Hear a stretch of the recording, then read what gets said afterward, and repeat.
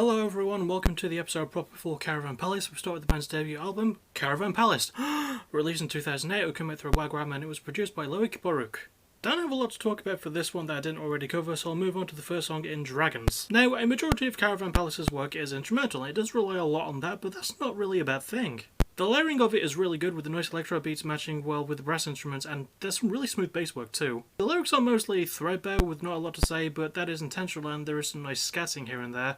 But if I had to guess for themes, maybe stuff about dancing, romance, and stuff in that area. The performances are solid, with all of them having a great sense of timing and sounding like they're just really enjoying themselves. The production is also pretty damn slick, as I would expect from the genre, but as this is my first full foray into it, I was damn impressed by how cleaned up this sounds. It's also got a fun, lively structure too, with a lot of bounce and catchiness to it all. My favourite song goes to Jolie Coquine. I have no clue if I'm saying that right, I'm probably not. Caravan Palace's self-titled debut is an eclectic bit of fun swing, with the experimentation and a fun vibe really bringing it all together. Next is the band's second album, Panic. Released in 2012, it was released again through Wagram and it was produced by Caravan Palace themselves this time. So their debut was a success, praised for its unique style, and it topped the charts for 68 weeks in a row. It would also get some touring done and release a 2011 EP titled Clash before following that up with this album. Speaking of, this album starts with the song Queens, and it already sort of feels a bit different for the band. First of all, the instrumental work is still amazing, with less of a focus on the electronic stuff, but it still adds a lot of colour to the sound. The lyrics are still sort of the same in terms of theme, but there's more words on this album, and again, they do sort of have that positive vibe to them, which I really enjoy. The performances are still great, with the brass sections going mental, and the male vocalist matching up well with the ever-charismatic Zoe Calotis. The production is still rock solid, and the band handle a lot of it really well without overdoing themselves or tripping up, which is some bloody good work.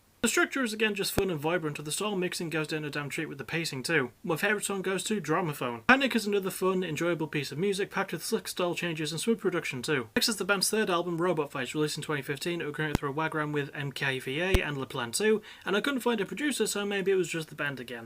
Anyway, after Panic, more touring followed, and they did a cover of a Drake Bell song that they probably wish they hadn't done now.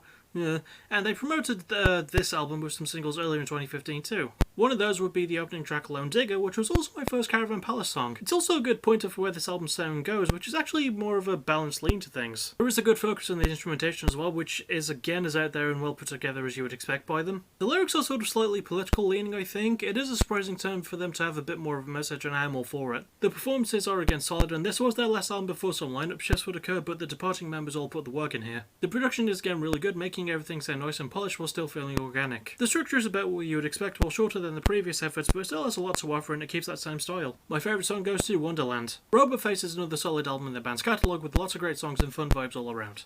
And finally, we reached the band's fourth album, Chronologic. Released in 2019, it would again be a release from KV and Le Plan alongside Lone Diggers, which I think is the band's own label, and it was probably self-produced again. So the third album was pretty big, and the band got to appear on some British talk shows, they did some touring, and they were busy making a label too, which they used to release this album, that label obviously being Lone Diggers. That album starts with the song Miracle, and it already sort of feels different to their usual stuff. That could be because it's their first with newer members, but still.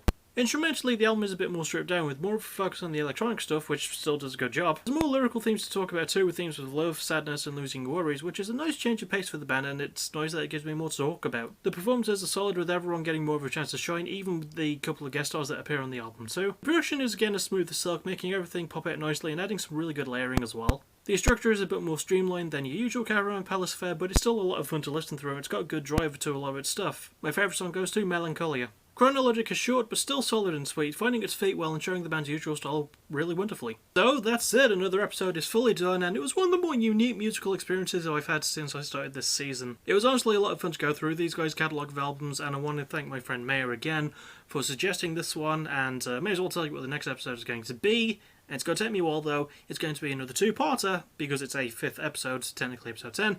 Well, not technically, it is episode 10, and it is going to be A Day to Remember as requested by my good friend Kempson, who is one of my real-life friends, so yeah, that's going to be a lot of fun to do.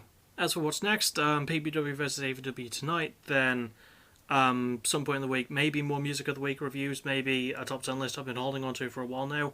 Who knows, you know, all I can promise is the stream tonight, and then next week the Golden Path tournament is going to rock your socks off, I'm hoping. And it's going to be long, but we can get through this, I think. And that will about do it. That's all I can think of. I guess I'll just sign off then. As always, thank you for watching. You're awesome. Bye-bye.